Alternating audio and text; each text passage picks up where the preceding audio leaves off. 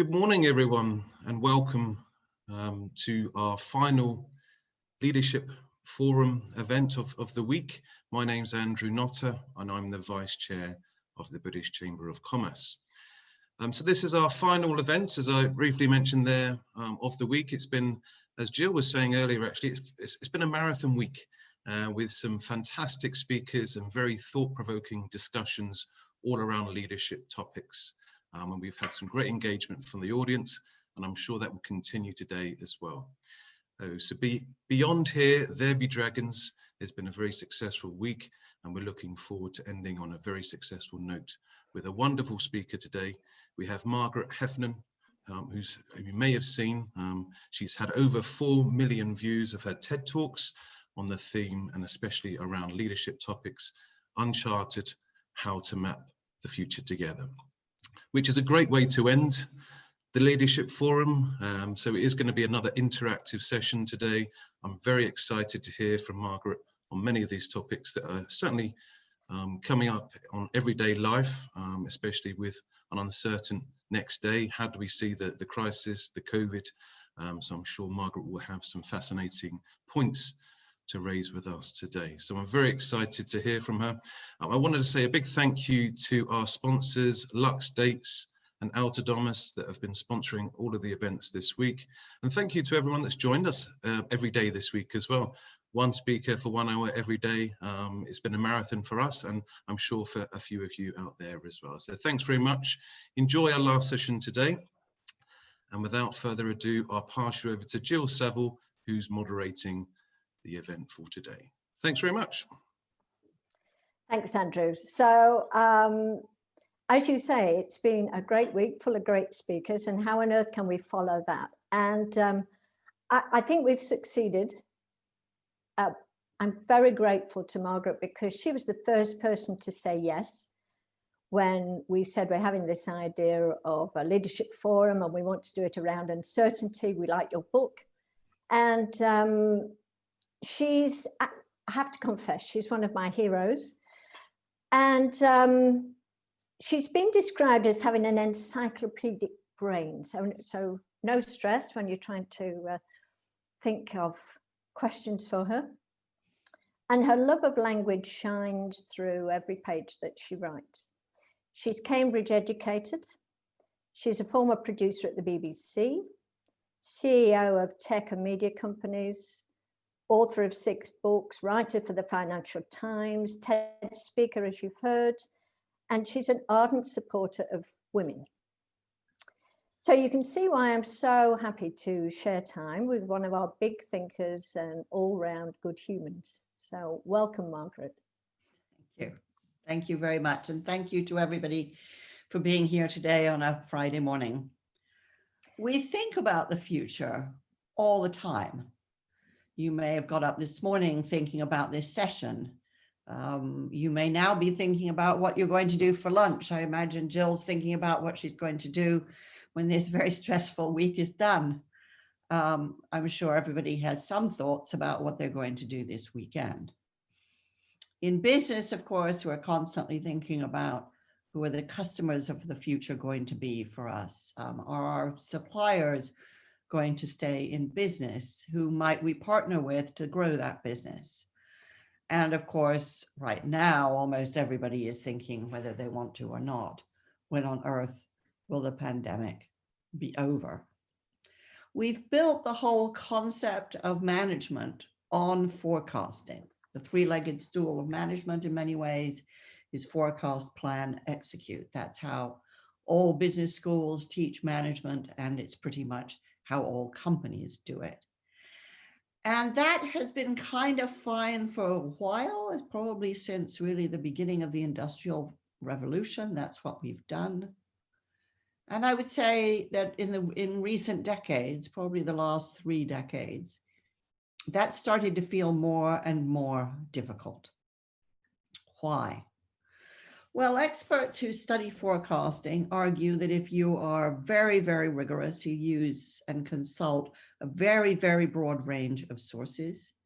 If you are not ideologically minded, you constantly update your forecasts and you assign probabilities to them, then right now the horizon, the time horizon for accurate forecasting is roughly about 400 days. 400 days. If, like the rest of us, you're not quite so rigorous, you're not quite so fastidious, you may be not quite so sensitive to your own ideology and biases, then probably the window for accurate forecasting is about 150 days. In which case, I'd argue you can pretty much kiss goodbye to your 5-year plan. And of course, in the middle of a completely unforecastable event like a pandemic, the window for accurate forecasting gets smaller and smaller. Now, this didn't just happen, and it isn't that we just suddenly noticed.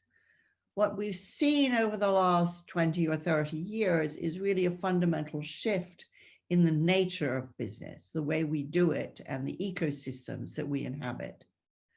And the way that I tend to think about this is that pretty much the style of management we were all taught derives from an age in which, by and large, most of the work that we did was highly complicated. And what that means is that it was pretty linear. There may have been a lot of moving parts, but they all connected in a very kind of linear cause and effect kind of way. There were patterns that repeated themselves, and these were systems which were highly optimized by efficiency.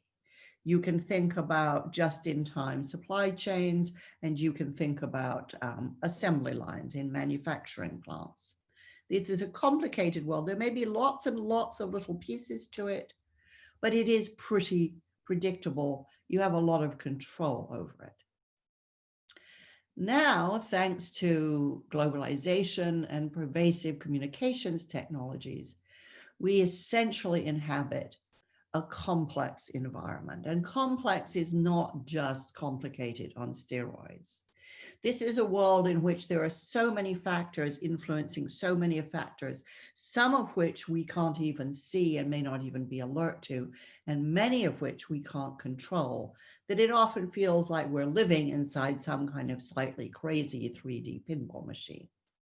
In a complex system, there are patterns, but they don't repeat themselves regularly. Very small things can have a disproportionate impact, a virus being a perfect example. Cause and effect become very scrambled. A cause may become an effect. An effect may turn into a cause. And perhaps most daunting of all, the latest thing that happened may have no predictive capability on the next thing that's going to happen. So in complex systems, we lose the capacity to do quite a lot of forecasting. And expertise doesn't always give us the reassurance that we need, because the system is changing so fast that it's very hard for expertise to keep up to date. Complex systems are inherently uncertain. And you can see this in all sorts of things that we're having to grapple with right now. So, for example, we know climate change is real, but it is actually impossible for us to forecast exactly where forest fires will break out, how long they'll last, how fast they'll spread. The Bank of England says, I think quite bravely, that it knows there will be banking failures in the future, but they don't know when they'll be, they don't know where they'll start, and they don't know what the cause will be.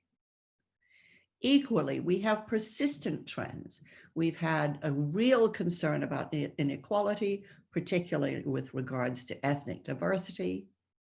Black Lives Matter has kind of hovered, gone away, come back again, and we don't know whether it's gone, coming back tomorrow, coming back 2 years from now.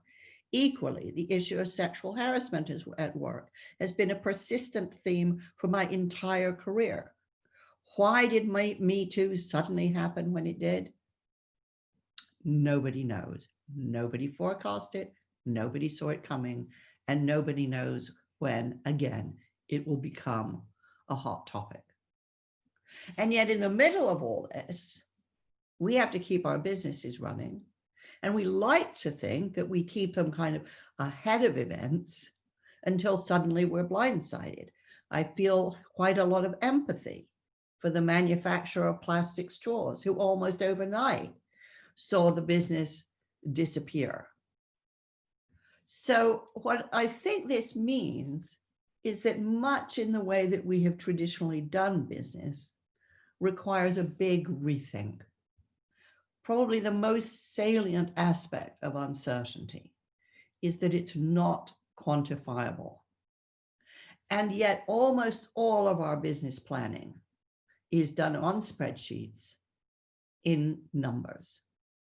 And yet we have this kind of underlying toe, which essentially can't be quantified, which we know will have a big impact on our business. And we have to somehow integrate into the way we think about what we're doing and with whom and how.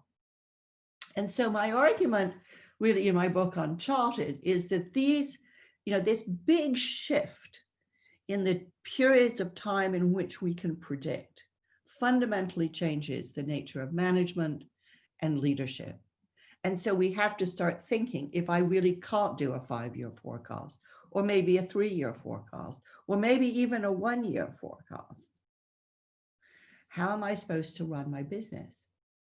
If I can't do what almost every company in the world does, which is start doing my forecast by next year by extrapolating from my forecast for this year, what do I do?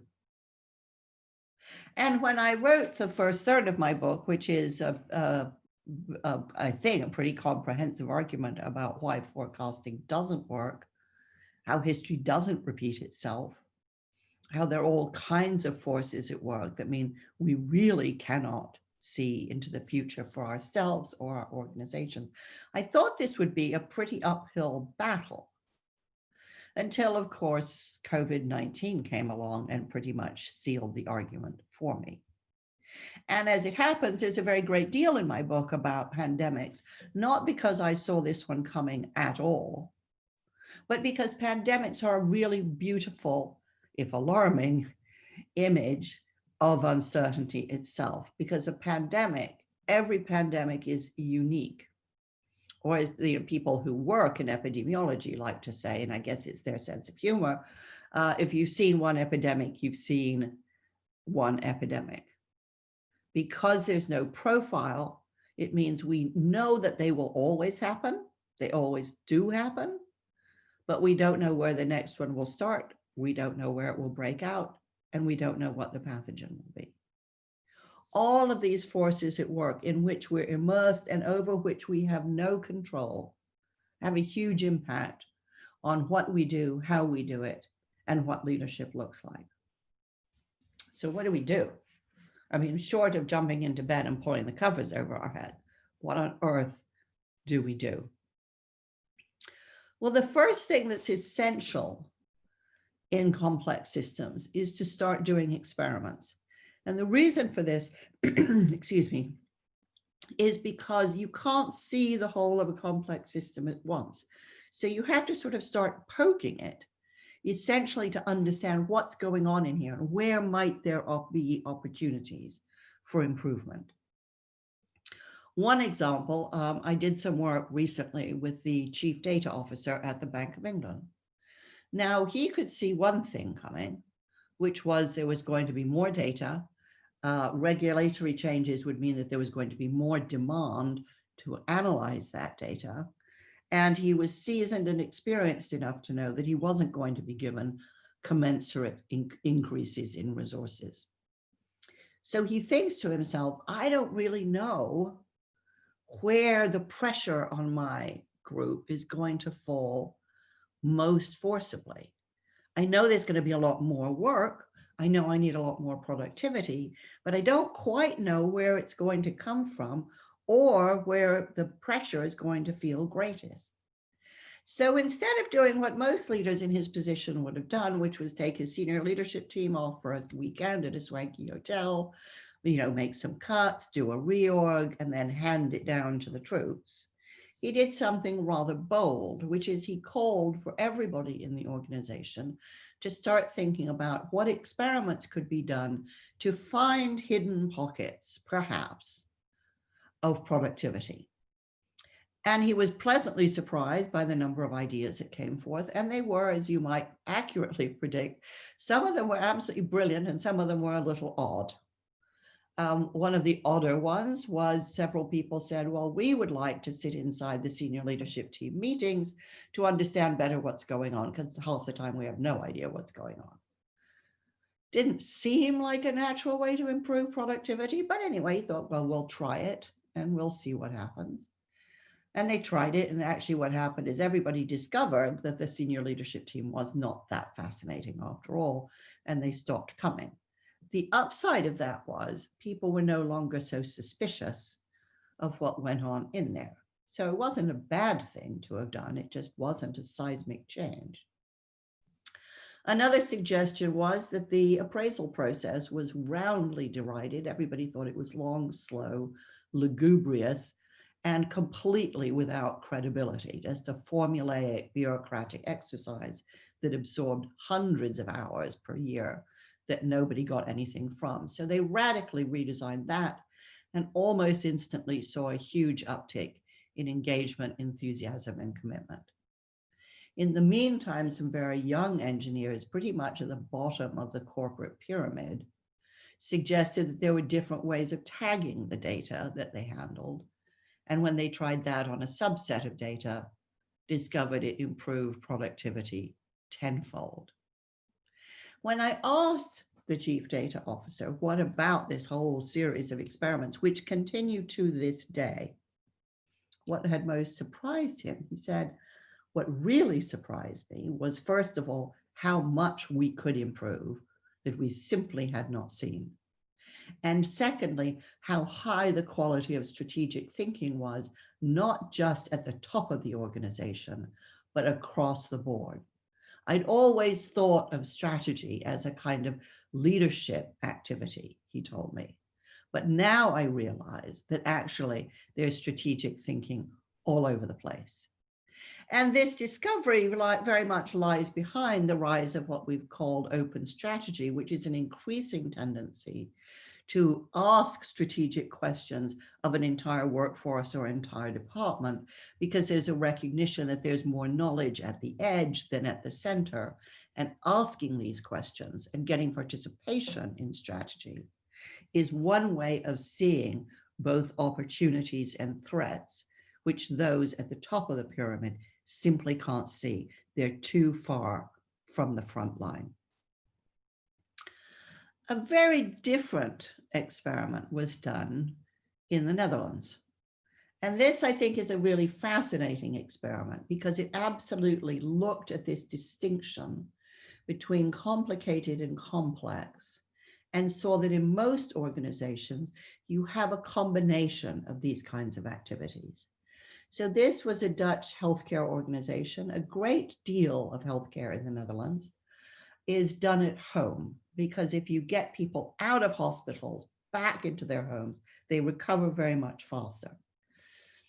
Now, a nurse who was also a trained economist, albeit a very odd combination, hated the way that how home care nursing was actually managed, because what you got is you got a contract. The contract essentially spat out a work routine for each patient, which would be like Monday, visit for 8 minutes, on Wednesday, meet for 6 minutes, on Friday, meet for 10 minutes. And it made both the nurses and the patients really feel like objects on an assembly line, because of course, that's what the whole process was modeled on. That's the kind of mental model of management.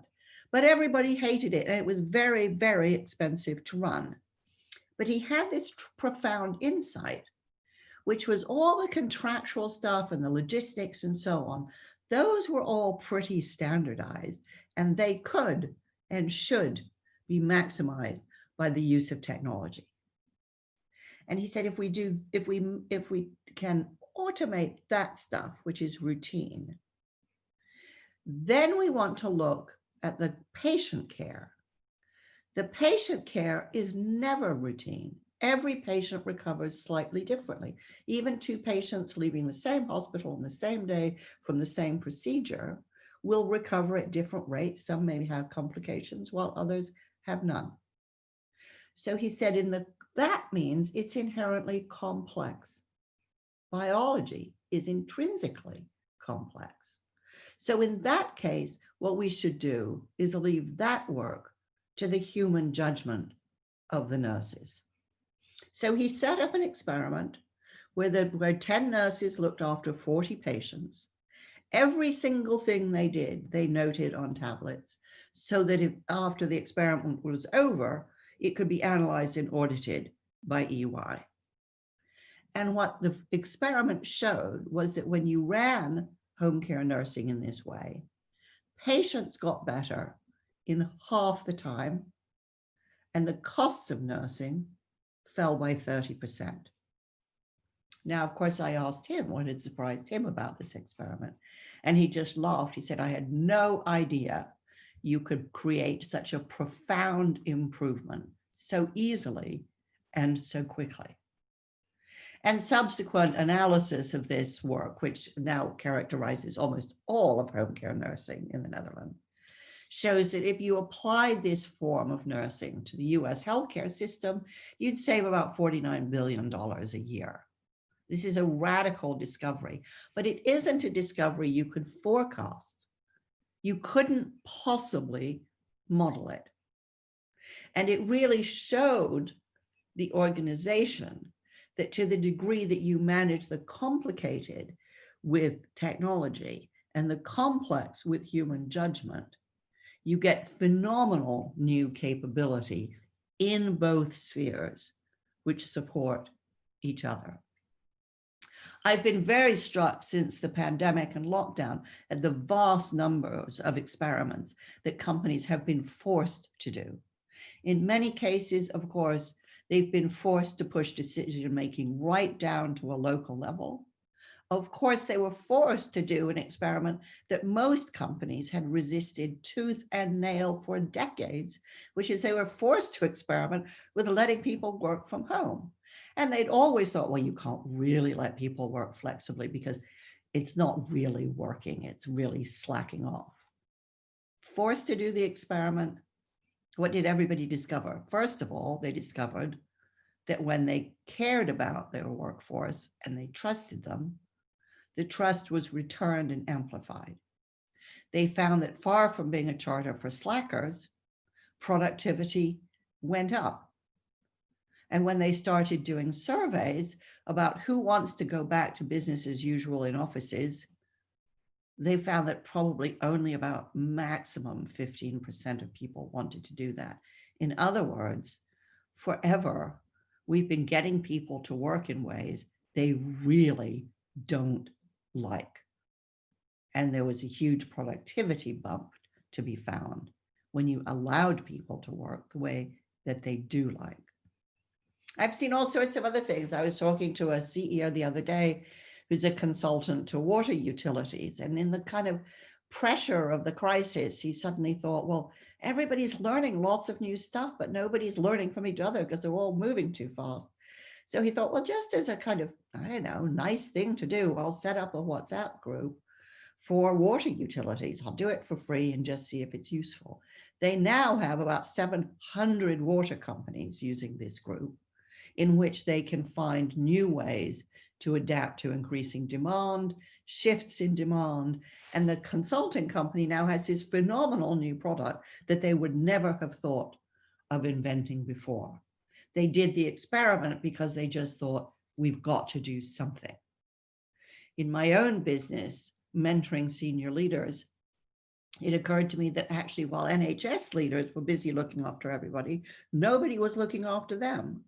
So I put together a project just on the spur of the moment, complete experiment, something I've never done before, neither had any of the people involved, where 20 of us mentors mentored 40 NHS leaders every week for 3 months. It transformed our practice and it transformed their leadership. But it's not something we would necessarily have tried, even though, of course, we should have. We could have. And now I think in future, I can see already we're much more flexible in our thinking about how we do the kind of work that we do. So experiments, I think, are crucial. And the important thing about them is they don't come with guarantees.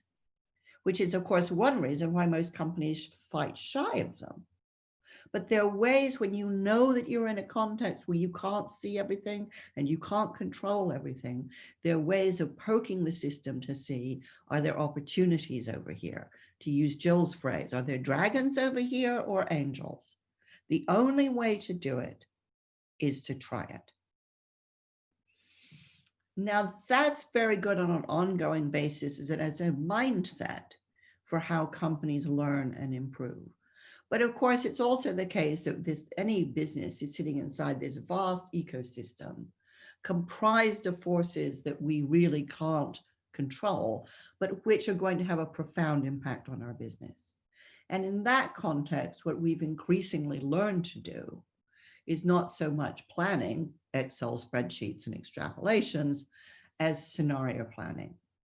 Now, scenario planning has a really fascinating history, which some of you may well be familiar with. It grew out of the 1970s when an individual named Pierre Wack, working for Shell Oil, borrowed some techniques from the military to try to understand how to deal with geopolitical shifts within the energy industry. Within Shell, he saw that there was, like most companies, a central planning machine that resided inside finance, and he knew there was no way that that process could reflect the amount of uncertainty which was not quantifiable. And so he designed a process where hard data and soft data alike were collected to understand the next 5 or 10 years. And much of it, of course, was contradictory. He assembled a very, very diverse group of people, young and old, junior and senior, from multiple disciplines, to try to create multiple scenarios of what, based on the data that they had assembled, could happen. Now, the point of this exercise was not, as is often misunderstood, it was not to choose a scenario. You can't choose the scenario because you don't have control over the forces that they describe. The point of the scenarios was to look at each one, and because all of them are perfectly feasible, to look at each one and say, okay, if this is how the future unfolds, what would we do? What would be an appropriate, helpful, constructive, productive response with each one of them? And then the next question was, how many of those measures that we've identified as a bulwark, if you like, against some of these forces, how many of them might we do anyway? And of course, the first time that they did this is a legendary story in business history, because they did a scenario which posited the notion that the oil price might fall. Everybody laughed at them, because clearly it's a natural resource, increasing demand, and limited resource. So of course, if you have a fixed resource and increasing demand, of course prices are going to go up, right? That's what all economists tell us. Except that politics in OPEC meant that the price of oil went down. At that moment, Shell Oil became a major energy player on a scale it had never had before, because it was more than prepared, while all of their competitors struggled. I've looked a lot at the way that major corporations around the world now deploy scenario planning, because many of them do it. Some like to think that it's easier to do as a piece of machine learning with a lot of technology. I think Pierre Wack would have turned in his grave. He thought that this kind of modeling was the enemy of thought. Numbers are more compelling, but less complex than reality. So they give people a false sense of security, and they can't capture the kind of ambiguity which scenario planning was specifically designed to address. But more particularly, what I found was that executives in large global corporations who do scenario planning find that many of their senior leaders simply can't do it. They need certainty with a kind of craving that shuts down their imagination. Instead, what they found was that the more junior executives within the organizations were much better at it, especially if they had a real love of playing computer games. Why? Because in many ways, a computer game is a scenario. What happens if I turn right running down this street? What happens if I turn left? What if I go straight ahead? What if I pause? It's all about trying out options, and that's the fun of it. And so the younger executives were able to see that this is an imaginative, creative exercise, which is fun in terms of identifying threats and opportunities. So it demands a level of creative and imaginative thinking, which often is easier to find among less experienced, less rigid thinkers. But I think it also indicates the degree to which maintaining imagination and creativity in the thinking within our organizations is absolutely fundamental to strategic work. And I would suggest that there's a very great deal that we do in the management of people that rather tends to strangle that at birth. I was also very struck when I was doing this work that there are many instances, and we're just living through one, where you can do experiments and you can do scenario planning and all of those wonderful things, but then suddenly something just happens and the future is on top of you in a way that you could never see coming. And so I wrote about organizations that suddenly found themselves almost overnight in the middle of existential crises. I wrote about the collapse of Barings Bank.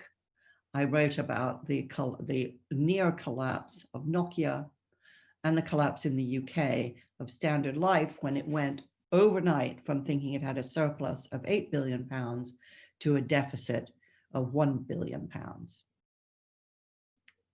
When the future arrives without warning, what on earth do you do? And what I found that was so interesting, particularly about Nokia, which is a story much misunderstood, by the way, was that essentially what they did was scenario planning on speed, which is they just kept playing through. How can we reconfigure what we've got?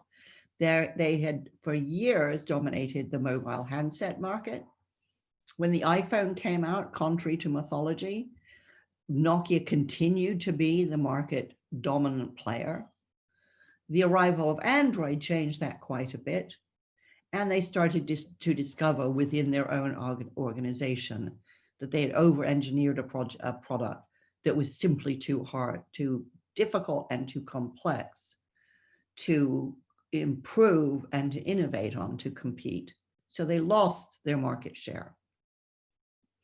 But all through this period, they're thinking, okay, if we're going to lose of the handset market, what are we going to be? What can we do? What are our assets? How can we reconfigure them? Eventually, of course, famously, they sold the handset business, which bought them the time that they needed to figure out exactly what kind of company was Nokia going to become next.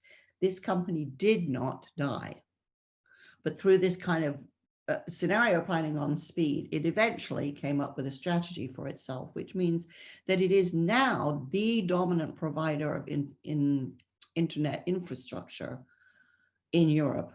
It is really the only serious European player in internet infrastructure, and fully a third of all global internet traffic now goes through and depends on Nokia technology.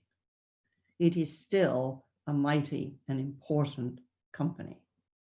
Now, part of what happened in this company to facilitate that was there was a deep recognition that this was an important business, and not just important to its shareholders, not just important to its senior leaders whose reputation was on the block, but that was important to the whole of the country, and that everybody working in the company had a vested interest in keeping its reputation high and lustrous.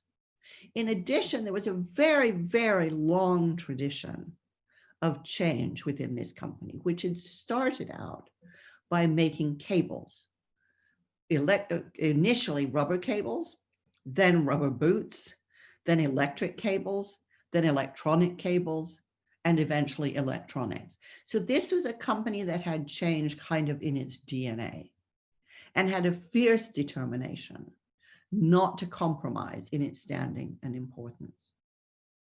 But the other thing that was very striking about all of these stories, Standard Life, Barings, and Nokia, was how unbelievably stressful these periods are. Now, that isn't a huge surprise, of course.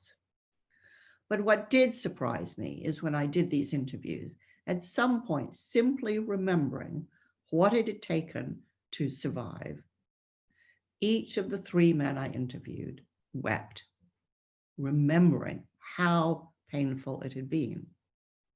So I couldn't help but ask them, given how difficult this was, how physically, mentally, emotionally exhausting this was, how on earth did you get through it? And somewhat to my surprise, every single one of them said the same thing. They all said, it was my friends and colleagues who kept me going. That when I faltered, they picked up the load. And when they faltered, I picked up theirs. And another said, you know, it's interesting, longevity really matters. It was pretty much the opposite of the gig economy. And it struck me that in our passion, perhaps outdated passion for efficiency, and our tendency to think, well, if we can cut costs and cut overheads and cut employees, that's such a brilliant thing to do, that actually the more we become efficient in our companies, the more fragile we become, the less of this kind of loyalty and solidarity we have to call upon. There's one other way to think about the future, which I found really helpful, which is in 2017, the Wellcome Trust, which is the biggest charitable funder of medical research in the world, became alarmed in noticing that around the world, governments had stopped doing pandemic planning. Generally, they'd stopped doing it because they'd been doing it for years, and they thought, well, it's a waste of money. We never get any pandemics. We never get any epidemics. You know, they may have those in Korea and China, but they don't seem to come over here. So Western governments pretty much stopped doing pandemic planning. And the Wellcome Trust regarded this with some alarm, knowing that pandemics are always with us somewhere, lurking. And so they set up the Coalition for Epidemic Preparedness. It was an organization aimed to answer one brilliant question. When a pandemic breaks out, what will we wish we had been doing now? A fantastic question with which to address any kind of uncertainty. And they brought together, you know, a tremendous core of people with deep experience of epidemics who said, well, in an epidemic, the one thing you want, the holy grail, is a vaccine. So what they did was they thought about what are the 5 or 6 diseases with true pandemic potential, and of those which are the most likely, and started working on vaccines for those diseases at once, in advance of any epidemic of those diseases. Now, this is something that pharmaceutical companies could do. You could argue they should do, but they don't do because it's not efficient, right? The epidemic may never happen. And furthermore, we know that developing vaccines is extremely complex and many of them will fail. So this is an inefficient strategy. But the argument was, once an epidemic's broken out, this is what you want. The reason the 2015 Ebola epidemic could be brought to a halt was because they finally had a vaccine. So they said, we have to start doing this now, ahead of need.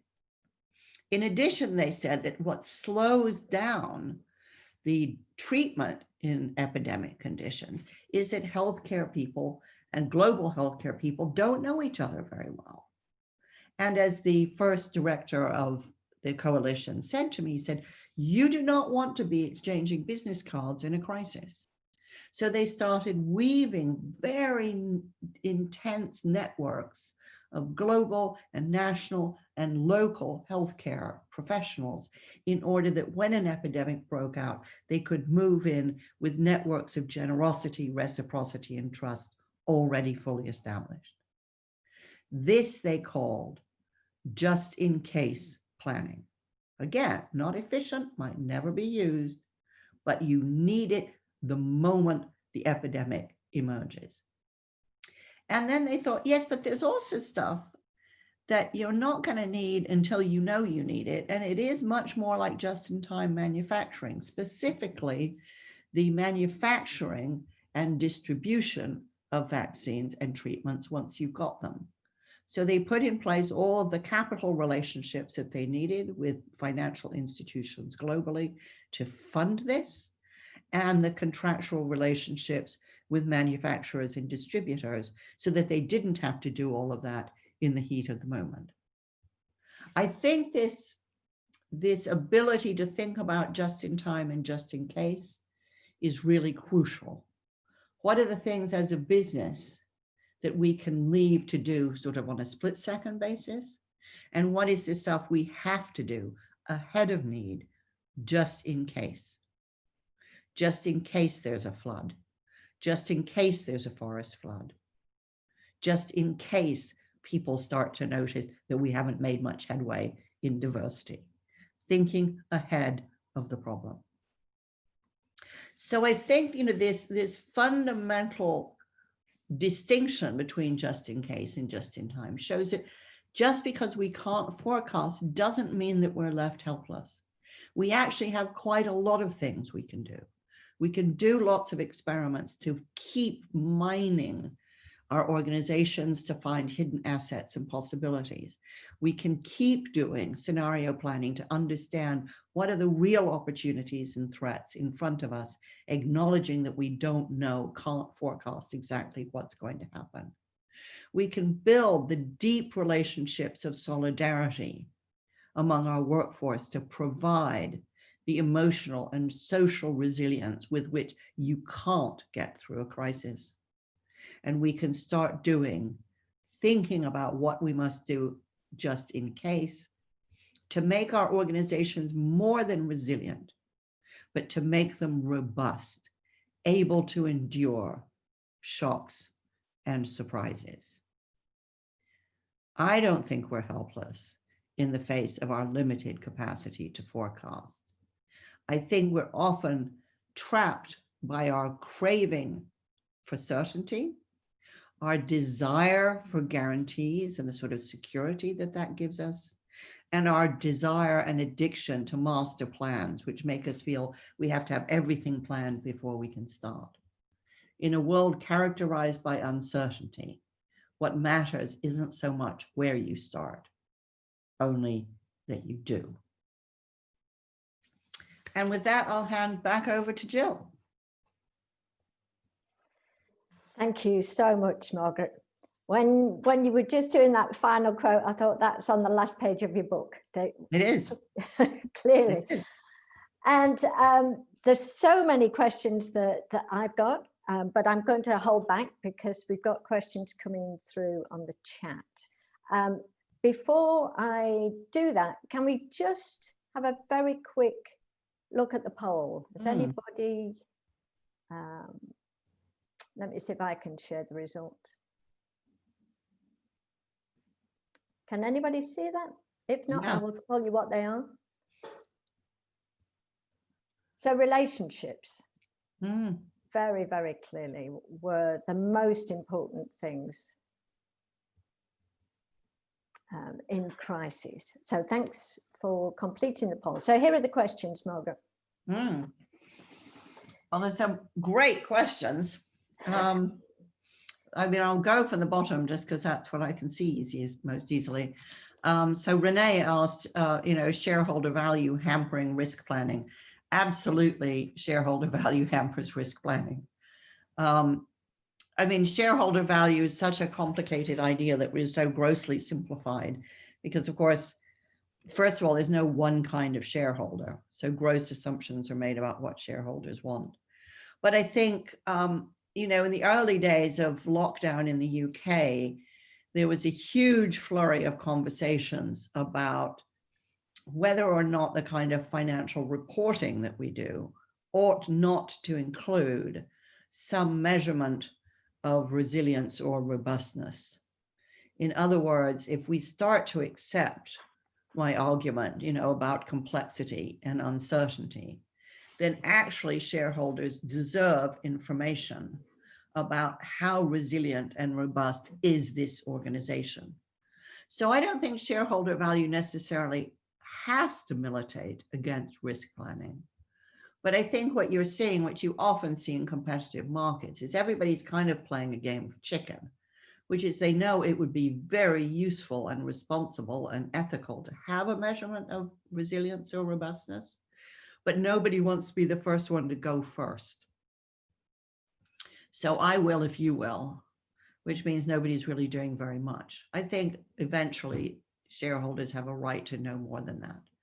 I was also very interested that almost instantly there was a discussion about how companies that rely on gig workers are intrinsically more fragile.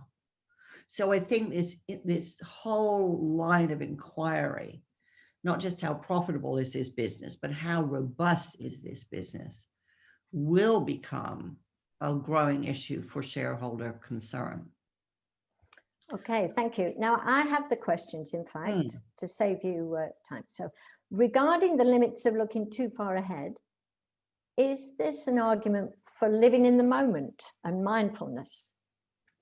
Well, yes and no. I mean, it's certainly an argument for, I would say, being where you are. But the truth of the matter is your brain is incapable of being in the moment. Your brain is constantly toggling between past, present, and future. So your brain is always thinking, I've been here, have I been here before? What happened before? And constructing an image of the future on the fly as to what the future here might look like. This is the basis of imagination. So, so it's quite difficult. I mean, it's cognitively impossible to live in the moment. However, what's really interesting, I think, is that our sense of the present and the future is made up of building blocks we would call memories. And if you don't have, if you like, a rich store of memories, that limits your capacity to understand the present and to imagine a future. And you may not have many memories if you are constantly multitasking and distracted. So we know now that multitasking is a bust, right? That the more you multitask, the less you remember, the harder it is to recall the material that you were working with.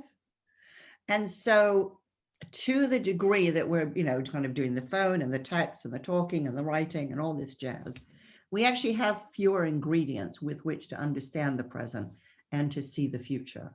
So definitely a more mindful approach to work, start a task, finish it, put it away, start another task, finish it, put it away, will give you a better understanding of the present and the future.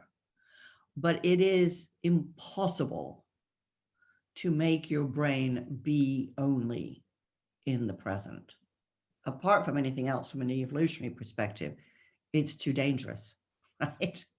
But it's just not the way the brain works. That's interesting. I know there's so many people on the line who do meditation and everything else. So let's do the next one. What are the most important skills for entrepreneurs to excel in such a complex environment? Well, it's interesting. The second book I wrote was all about entrepreneurs, and I interviewed hundreds of them. And every single one, I asked them, what's the most important characteristic of an entrepreneur? And everybody gave me the same answer, which was stamina, which is simply the capacity to keep going. Because if you quit, you know what the options are. But if you keep going, you may find something. Beyond that, I think probably curiosity. The more that entrepreneurs are curious, the more they learn, the more they learn, the more ideas they have, the more ideas they have, the more options they have. But again, I would go back to this thing, I'm a big fan of curiosity, as you might imagine. So it completely drives everything I do. But again, I would go back to this thing about being very aware of the sort of lure of multitasking and thinking that while you're writing that email, you can also read that blog. Because I would say, so if stamina is number 1 and curiosity is number 2, focus is number 3. And I mentor a number of entrepreneurs. And, the thing I love about them is always thinking, I've invented this cool new thing and it could be useful here or here or here, and we could market it to all of those. And I'm always saying, no, choose one. Focus, focus, focus. If it doesn't work there, you'll know faster, and then you can try the next one. But if you try to do everything all at once, you won't understand why it's not working. So I would say stamina, curiosity, focus. Okay, brilliant. Thank you. And a different topic, the corporate world spends a huge amount of time on staff performance review, setting targets, and yet those targets don't reflect reality, business performance, because things change, the world changes. So should corporates use performance measuring tools, or what would you suggest they move to? Well, I'm quite a critic of targets. In my book, Wilful Blindness, I wrote about this quite a lot, because often in some of the most catastrophic corporate scandals, what was happening is everybody was looking at the target completely and not seeing anything happening to the left or the right of them. Or what happens with targets is if people can't reach them the right way, they reach them the wrong way, which is the story of the Volkswagen emissions scandal, among other things. So, I mean, the problem is when a target becomes a goal, it hugely shuts down people's imaginative capacity. And to the very excellent point implicit in the question, if you set people targets for what they have to achieve this year, if a fantastic opportunity kind of comes from left field, they'll ignore it, which is exactly what you don't want. So I'm not a fan of targets in general. As far as performance reviews is concerned, I think the way they're done mostly is a horrific waste of time, energy, and money.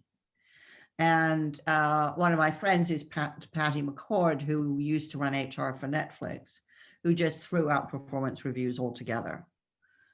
She would ask bosses, who could you not live without? And labor mightily to keep those people. But she said, actually, the problem with the performance review is it takes the place of a real conversation and really knowing people. And it's almost never done well, and it's very expensive. Of course, performance reviews also became notorious when they got turned into a forced ranking process. And forced ranking is still used by many, many, many companies around the world. It was very much kind of invented and proselytized by GE, who used to measure their people every year, put them on a bell curve, hugely reward the top 10%, and chuck out the bottom 5 to 10%. Yeah. And the idea was that, if you got everybody to compete in this way, it would just be incredibly motivating. And I did some work with GE Aviation a couple of years ago, and they had just got rid of their forced ranking. So I was very fascinated by that, because I've been a critic of it for a long time. And I said, why? Why did you get rid of it? After persuading the whole world to adopt it. And they said, well, we discovered it didn't work, which is it didn't motivate anybody at all, because nobody moved up and down that bell curve. And of course, when you think about it, what it is, it's an implicit threat, which is if you don't work hard enough, blah, blah, blah, you'll get chucked out. Now, what that means is the safest place to be is in the big fat middle of the bell curve, not too great and not too terrible. For the people at the top end of the bell curve, so the so-called hypos, the high performers, what it did to them is it meant that they never collaborated, because if I helped Jill, she might go up the ranking and I might fall down. So I would hide information from Jill. If I had a way of helping her, I wouldn't help her. So it created this huge kind of infighting and turf war at the top and huge mediocrity in the middle. But they said to me at GE, the great thing about forced ranking, and this I think applies to appraisal processes in general, is it meant when you wanted to fire people, you had a cast iron case. Mm. Now you have to think, have we really seriously designed this huge, heavy Baroque machinery of HR simply to be able to fire people easily, simply to deal with slackers? Because slackers are a 5% problem, right? Most people aren't slackers. The 95% problem is, how do you make people feel more excited and more committed and more creative and more free to speak up with the ideas that they have? But I think a huge amount about performance reviews is focused on the wrong thing. And that's why everybody hates them, because they kind of know that unconsciously, if not consciously. And they don't make people feel loved. No, absolutely. And what you're talking about there is music to my ears. I can remember inheriting a person, and with it came a file, and it was clear that people were just making sure they covered the backs. So yes, another question. You spoke a lot about companies planning for the future. What are you seeing from governments? Are you seeing many best practices? No, sadly not. I mean, for reasons which you can probably recognize, I've worked in the US and the UK. I have both passports, and so those are the countries I tend to pay most attention to. Both of them gave up on pandemic planning some years ago. They used to do it. I think the competitive nature of politics has really eroded people's stomach for long-term planning. They're really thinking much more about what will get me elected next time, rather than what does the country need. There is a chapter in my book on cathedral thinking. The thought really was sparked by Stephen Hawking, who talks about cathedral projects, which are really started knowing they'll take more than a lifetime to complete, and where you don't really know what the final thing will look like. And indeed, there may not even be a concept of a final thing. And increasingly, I think that democracy is a cathedral project, which was started not knowing how it would evolve. And but when you look at true cathedral projects, they are doing a lot of experiments. They are fantastically adaptive and responsive, and they suck in a huge amount of the community, which gives them a fundamental legitimacy. And I think that what I see in governments is the opposite of that, which is there isn't long-term ambition. It's only the electoral cycle. There is not the broad base of community interaction, and there is a dearth of experimentation. I don't think we can expect democracy to survive if it doesn't adapt. And I wrote at length about why and how the development of citizens' assemblies in the Republic of Ireland proved to be so profound. And I think its impact on the country as a whole has been deep and positive. But it's depressing to see most democracies either ignoring this form of democratic innovation or just skimming off the top. So it looks like they're doing the real work, but actually it's all just pretty much theater. So no, I don't see very much great thinking about the future in democratic institutions. But on the other hand, you know, governments routinely turn to business for new ideas. So maybe that's the way the thinking will flow. Okay, thank you. Now then, I know that this is your 6th event this week, and I'm so grateful that you're here. We're running out of time a little bit. So I want to, first of all, link slightly, because you're talking a lot about collaboration, and we started the week with Simon Anholt, who talked about the 3 ages of man, going from survival to competition to collaboration.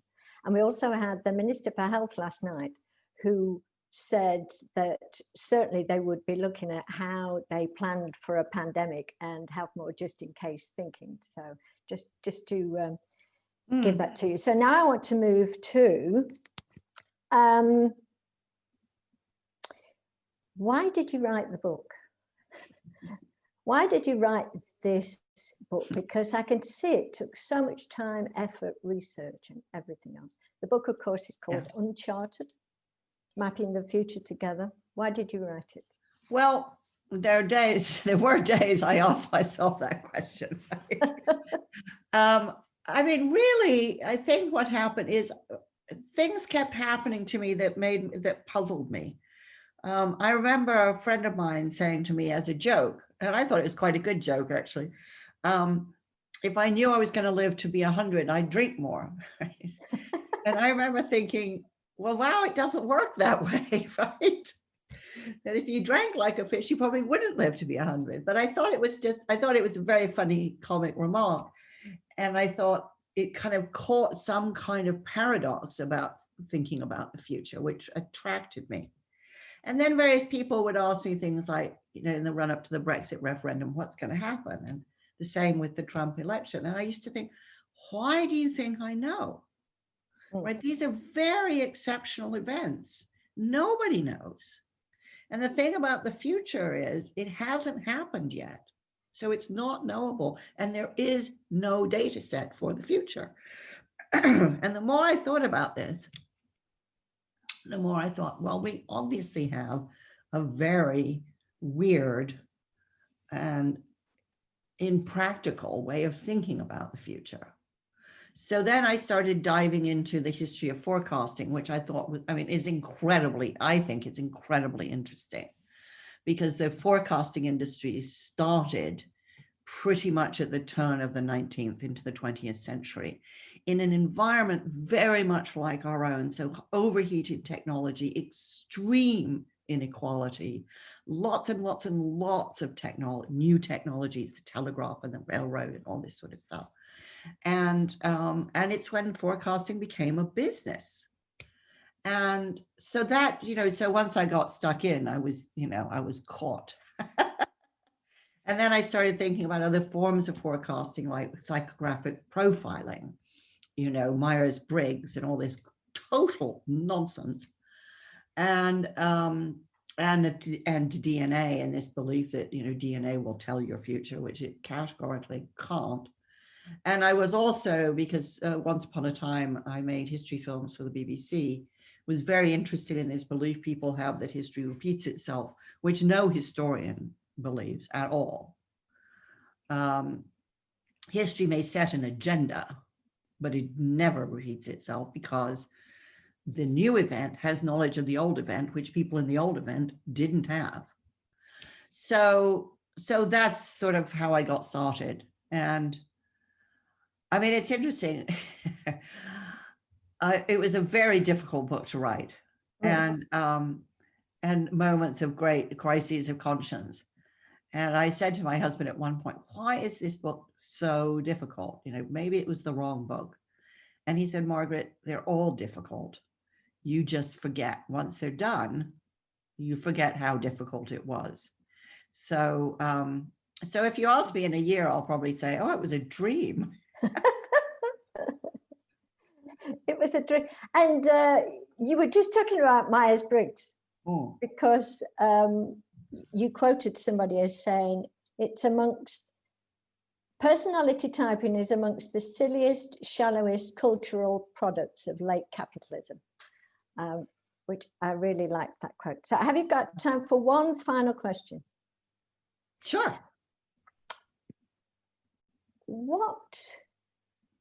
Given that there's been a pandemic and you finished the book before, what do you know now that you didn't know when you were writing the book? I think I have a deeper understanding of how profoundly unpleasant uncertainty is. It sounds like doubt, but it's much deeper than doubt. I think I have a better understanding of how deeply people crave certainty and guarantees. And I knew that intellectually, but I think, I've been so struck in this period at how, people are just desperate for any old nonsense that says, oh, it'll be over by the spring, it'll be over by the summer, it'll be over by Christmas. And, and how gullible all that leaves people. So I think I understand the kind of emotional tenor of it better than before. I think I have a much sharper sense of how dangerous efficiency is. So here in the UK, pre-pandemic, the National Health Service was running critical care units at an occupancy rate of about 94%, which looks super efficient. It also had a job vacancy rate of 40,000 positions. Now, all of this saves a ton of money, right? But then when the pandemic broke out, it was just unbelievably dangerous, right? Suddenly we had to spend a fortune building hospitals overnight. And I think, I guess what I feel now is that efficiency, which is always taken as an implicit good. It's like motherhood, right? It is just, or love, efficiency in business is always good. No, it isn't. No, if you don't know what's going to happen and you don't know what you're going to need, then cutting everything to the bone is dangerous. And I think I understand that on a level that is much more than purely intellectual. Wow. So, Margaret, on that note, I'm going to finish and say thank you very much. There is so much in your book. I've had the great privilege of reading it. I'm going to be doing it with my book club soon. So much in there that we've not had time to look at. So thank you so much. You've been forthright. I love it when you say, this is absolutely wrong or silly or whatever. So yes, thank you. Well, thank you for inviting me, and thank everybody, for the wonderful questions and comments. And I really hope that one day you will come to Luxembourg in person. We can see you over here. I do too. In the meantime, good luck with the rest of your day. Thank you. Thank you. Andrew, I'm just going to pass to you just to close. Thank you, Jill. And wow, thank you very much, Margaret. I thoroughly enjoyed that. That was a great way to end a fascinating week. And just reading a few of the comments there that are coming through, I think everyone has thoroughly enjoyed the way that you've spoken today. I think you've certainly given some inspirational points there about how to map the future. Hopefully people can put that into use, and certainly if they haven't already, I'm sure they'll be out to buy your book in the very near future as well. And I'm sure there'll be a few people that'll be happy to end their performance reviews and rip up that 5-year plan at the same time. So thank you very much once again. Feel privileged to have you with us today with the British Chamber, and it's a fantastic way to end our week of leadership conferences today. So thank you very much. Just wanted to say a few other thanks as well to all of our other speakers throughout the week. We had Simon Anholt, Boris Diekman, Marcus Müller, Paulette Lennart, and of course, wonderful Margaret Heffernan today. So thank you once again. Thank you to our sponsors, LuxDakes, Alta Domus. Thank you to the British Chamber team, the people and leadership team. I want to say thank you to that team. You've made this happen, and I think it's been a very successful week. And thank you for everyone that's joined us. Without you, these events do not happen and are not as engaging and interesting as well. So thanks for being with us today. Really enjoyed it. I've learned a lot. I hope everyone else as well. And I wish you a wonderful rest of the day, and hope to see you at the next British Chamber event in the near future. Thank you very much.